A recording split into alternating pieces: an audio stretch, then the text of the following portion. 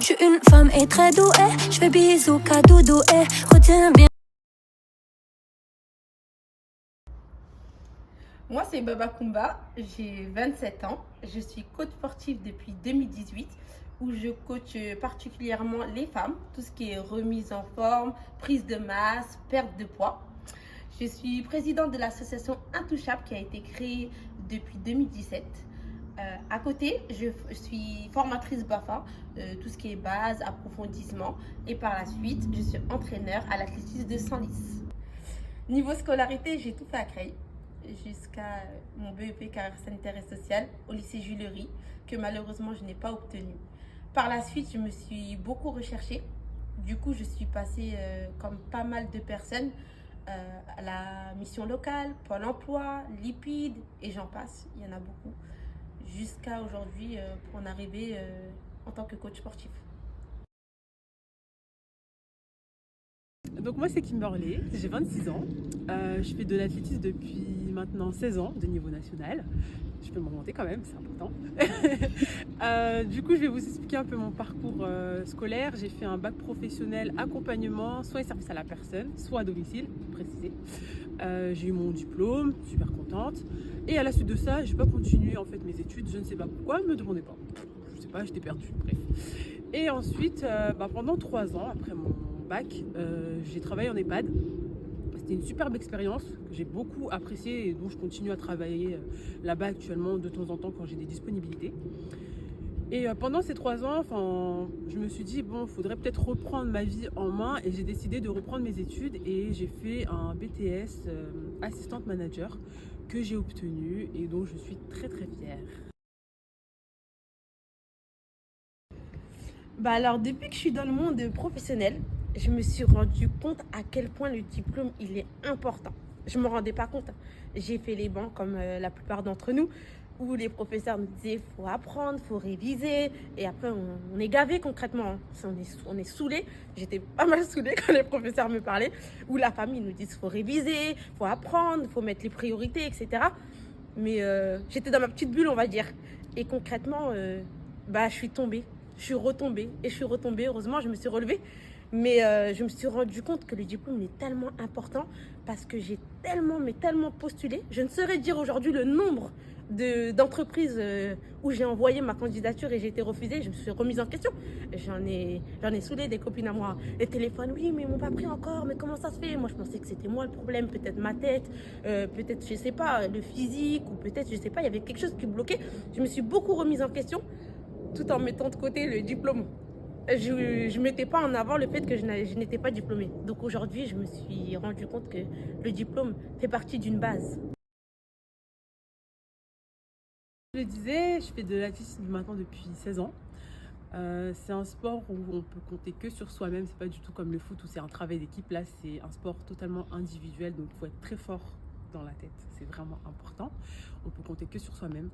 Moi, avant, je faisais du 400 mètres et j'avais un assez bon niveau quand même. Je faisais les championnats de France et j'évoluais avec un groupe très très performant dans le domaine du sprint.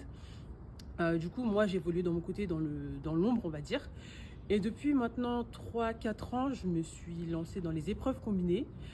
Et franchement, je performe bien. Franchement, je suis très contente de voir le niveau que j'ai atteint parce qu'il y en a beaucoup qui ne me croyaient pas capable d'atteindre le niveau que j'ai actuellement, donc national et actuellement vice-championne de France. Et je suis très contente et d'avoir prouvé en fait que j'étais capable de faire ce que je fais actuellement. Ça m'a prouvé que rien n'est impossible et qu'il faut rien lâcher et qu'on peut compter que sur soi-même. Voilà. Alors moi, anecdote que j'ai à raconter, c'est quand j'ai décidé de reprendre les études. Toutes les personnes à qui je l'ai dit, franchement, dans mon entourage, que ce soit certains amis, même de la famille, des personnes m'ont demandé si j'étais sûre de vouloir reprendre. Parce que tu sais, c'est pas facile de reprendre les cours quand t'as arrêté pendant un certain temps, etc., quand t'as connu le monde du travail. Et moi, en fait, j'ai pas voulu écouter ces personnes-là. Je me suis dit, je vais quand même le faire, je vais montrer que je peux y arriver. J'étais très motivée, hein. Franchement, j'étais très motivée. Même quand j'ai passé l'entretien pour reprendre les cours, les enseignantes m'ont dit mais est-ce que vous êtes sûre de vouloir reprendre l'école? Parce que vous savez, ça fait longtemps ans, ça fait quand même 3 ans que vous avez arrêté, etc. Et revenir sur le banc de l'école, c'est pas facile. Et je leur ai montré que j'étais remplie de détermination. Et en fait, quand j'ai repris les cours, c'est vrai que c'était pas facile au début, mais j'ai pris le rythme. Et au final, je faisais quand même partie des très bons élèves, sans me vanter, hein. Mais je faisais quand même partie des bons élèves et j'étais contente parce que j'ai pu prouver qu'au final, rien n'est impossible. Et en fait, ce que j'ai envie de transmettre comme message, surtout, c'est que peu importe ce que votre entourage dit, croyez en vous et que sur vous. Parce que si les gens vous transmettent en fait leurs ondes négatives, ça va se refléter sur vous et vous allez avoir peur, vous allez hésiter, etc. Et c'est pas ce qu'il faut. Si vous voulez vous en sortir, n'écoutez que vous, prenez votre courage à deux mains et vous allez voir que toute chose que vous allez entreprendre réussira. Alors maintenant, je vous retrouve pour vous parler de ma finalité, l'entrepreneuriat. L'entrepreneuriat, aujourd'hui, je suis auto-entrepreneur, Baba Fitness, dans les coachings, comme je vous l'ai expliqué précédemment. Donc aujourd'hui, on est énormément à vouloir se lancer dans l'entrepreneuriat. Mais la question, est-ce qu'on connaît tous les avantages, tous les inconvénients? Qu'est-ce que l'entrepreneuriat pour nous? Pour vous? On n'a pas tous la même définition de l'entrepreneuriat. Moi, je vais vous donner mon point de vue sur l'entrepreneuriat. Je me suis lancée parce que je suis arrivée à un stade de ma vie où je me cherchais, où je me suis dit pourquoi pas. Et je suis énormément tombée, comme je vous l'ai expliqué avant. J'ai dû passer un diplôme pour pouvoir exercer le métier de coach aujourd'hui. Je suis diplômée d'un BPGEPS.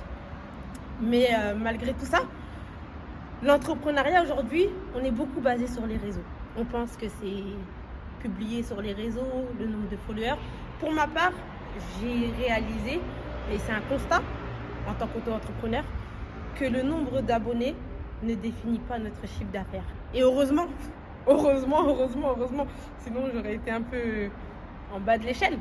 Après, en tant qu'auto-entrepreneur, des fois, il y a des avantages, mais il y a beaucoup d'inconvénients aussi. Alors là, on va commencer par les inconvénients. Il y en a énormément, on ne les voit pas forcément. C'est vrai que quand on entend auto-entrepreneur, on se dit c'est cool, on ne reçoit pas d'ordre, on se lève à l'heure qu'on veut, tout est à notre compte et personne ne nous gère. C'est nous qui gérons tout. Mais à quel prix? C'est ça, à quel prix? Aujourd'hui, je travaille du 7 jours sur 7. C'est-à-dire du lundi au lundi, je bosse. Et jusqu'à pas d'heure. Parce que quand je rentre chez moi, non, je ne suis pas que sur les réseaux, je ne suis pas que sur Netflix ou autre. Je suis sur les programmes, sur les séances d'entraînement et énormément de choses. Sur les plannings, il y a un travail derrière. Donc, si je compte mes heures, je suis à zéro. Je ne peux pas compter mes heures encore aujourd'hui. Donc, je suis obligée de travailler 7 jours sur 7 et jusqu'à pas d'heure et sans limite.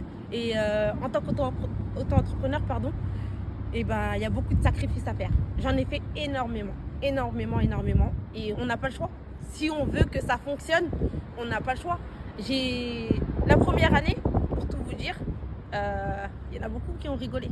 Ah, toi, tu vas me coacher. Ah, toi, tu coaches des hommes aussi. Ah, toi, tu vas réussir. Bah oui. Pour qu'aujourd'hui, que je marche et qu'on se dise ah oui, elle est coach, ou qu'on vienne à moi aller voir ou qu'on me recommande elle c'est Baba Fitness, j'ai dû faire des sacrifices. J'ai dû mettre des séances d'essais en place. J'ai dû proposer des essais plusieurs fois, que ça soit pour des footeux ou que ça soit pour des athlètes ou que ça soit pour des clients aujourd'hui ou des clientes. Et c'est sur le terrain qu'on se dit ah oui, elle blague pas. Au début, c'est vrai que parfois on me sous-estimait un peu. On se disait ah ouais, peut-être qu'on s'est dit ce petit bout de femme, comme les gens aiment bien dire, c'est elle avec sa petite taille qui vous fait si peur. La réputation, je fais peur pendant les séances d'entraînement. Parce qu'à partir du moment où je donne le top départ, pour moi on est là pour bosser. Jusqu'à que je dis top, c'est fini. Et là après on peut rigoler, mais quand c'est le travail, c'est le travail, j'ai envie de dire. Après, pourquoi je suis comme ça? Parce que concrètement, la personne que j'ai en face de moi, c'est mon image. Donc si vous voyez quelqu'un qui veut perdre du poids et qui vous dit ah oui, mais moi c'est Baba Fitness qui me coach, vous voyez, il n'y a pas de résultat. Vous allez vous dire je ne suis pas productive du tout. Mais est-ce que la personne vous dit concrètement qu'elle est assidue ou elle n'est pas assidue? C'est pour ça que je fonctionne un peu comme ça. Mais en mettant des séances d'essai et autres, c'est là qu'on a vu ce que je pouvais proposer et que mon travail payait en fait, concrètement. Et après, j'ai aussi des clientes qui ont accepté de mettre leurs résultats. Et leurs résultats aussi ont fait que on m'approche maintenant. Maintenant, c'est une fierté pour moi de marcher et qu'on me dise ah, c'est toi qui coach, ah, tu peux me donner 2-3 conseils. Oui, ça m'arrive souvent ici dans la ville. Et je suis fière quand on m'arrête pour me dire ah, j'ai vu tes résultats ou on m'a dit que c'était toi qui coachais un tel. Donc c'est super ça.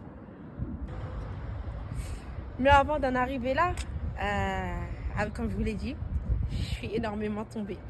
C'est-à-dire que je suis quelqu'un qui est très culotté et j'ai pas peur du risque et j'ai pas peur de l'échec. Maintenant, heureusement, après, je pense que le sport a fait que ça m'a endurci. C'est ce qui a fait que mentalement, j'étais prête. Après, on va pas se mentir, hein, je suis super bien entourée. Que ça soit au niveau de ma famille, de mes proches. Après, mes amis, aujourd'hui, c'est une famille pour moi. C'est des sœurs. Que ce soit les filles ou les garçons, des sœurs ou des frères. Concrètement, j'en ai fait des heures téléphoniques. Dans ma tête, ça va très vite. Et mes amis vont pouvoir le confirmer. Je vais avoir une idée, je vais appeler, je vais noter directement, je vais sortir beaucoup de choses. J'ai la chance d'être beaucoup inspirée, on va dire. C'est pour ça que j'ai touché à énormément de choses avant d'en arriver là. Mais j'ai été tellement culottée que quand j'ai arrêté l'école et que je me suis dit que je vais me lancer dans l'entrepreneuriat avec culot et audace, je me suis habillée, je me suis maquillée, j'ai fait un dossier en béton avec deux de mes amis qui m'ont aidé à le faire et je suis partie dans les banques. Je rigole parce que je me dis aujourd'hui j'étais culottée. Je suis partie dans les banques mais j'avais rien. J'avais que un dossier en support. C'est tout. Malheureusement ils m'ont pas fait confiance. Après c'était un risque à prendre mais j'ai pas eu peur de tomber. J'ai démarché énormément de banques où je leur ai demandé, proposé les dossiers, etc. J'ai démarché beaucoup de personnes aussi pour leur demander qui peut me faire confiance. Et partons sur un projet de fitness. On m'a pas suivi, donc aujourd'hui j'ai décidé de me mettre seule et sans, on va dire, sans support, sans appui. Quand je parle de ça, support, appui, c'est tout ce qui est banque, etc. Donc du coup, j'ai dû faire toutes ces démarches et j'ai dû tomber, me relever pour en arriver là. Mais aujourd'hui, comme je vous le dis, j'ai une grande satisfaction parce que dans ma ville, en tout cas, on va dire, j'ai mon nom dans ma ville. Baba Fitness. On sait que c'est moi. Aujourd'hui, sur ce point-là, c'est une satisfaction. Le Covid, pour certains entrepreneurs, malheureusement, c'était un inconvénient pour eux et je leur donne toute la force que je peux leur donner. Pour moi, ça a été un avantage. Pourquoi un avantage? Parce qu'il y a eu le visio. Je pratiquais pas énormément de visio. Et comme je vous l'ai dit, dans ma ville, j'ai réussi à me faire un nom, mais pas dans les autres villes. Et avec le Covid, comme je proposais du visio, et je proposais sans me vanter un tarif exceptionnel, imbattable. C'est-à-dire que j'attirais aussi ma clientèle et après mon travail a fait que j'ai fidélisé tout ça. Mais j'ai réussi à toucher d'autres villes, même d'autres pays. Donc ça veut dire que c'était une fierté pour moi. Je me disais, je commence à toucher d'autres secteurs. Et j'espère que c'est que le début de l'aventure pour moi. Si je peux vous donner aujourd'hui un conseil en tant qu'auto-entrepreneur et non en tant que Kumba, allez jusqu'au bout. Battez-vous. N'ayez pas peur du risque. N'ayez pas peur de tomber. L'échec fait partie du jeu. On tombe, on se relève. Il y a des mois où notre chiffre d'affaires il va être limite à 1%. On va se dire qu'est-ce qui s'est passé? Ça fait partie du jeu. Et il y a des mois où notre chiffre d'affaires il va exploser. C'est limite, on va se dire waouh, les étoiles dans les yeux, on va penser que ça y est, tout a pété. On peut vite redescendre. C'est ça qu'il faut faire attention. Donc, faut bien s'entourer. Faut demander des avis extérieurs. Ne pas penser que on travaille tout seul. Et pour terminer tout ça, je souhaiterais passer un message à toutes les personnes qui m'entourent. Aujourd'hui, je suis peut-être Baba Fitness, c'est moi qui mets en place les séances, mais je ne suis pas toute seule. je suis avec vous, avec ma team Baba Fitness. Parce qu'il y a énormément de clientes qui sont devenues des proches. Et j'ai mon entourage, tout ce qui est ma famille. J'ai mes amis qui sont devenus des frères, des sœurs, qui me conseillent malgré tout. Je peux mettre des vidéos, on va me dire attention, mais pas comme ça. Je peux avoir une idée, mais je vais demander un avis extérieur. Toujours bien s'entourer et vous dire que sans diplôme, nous ne sommes rien du tout.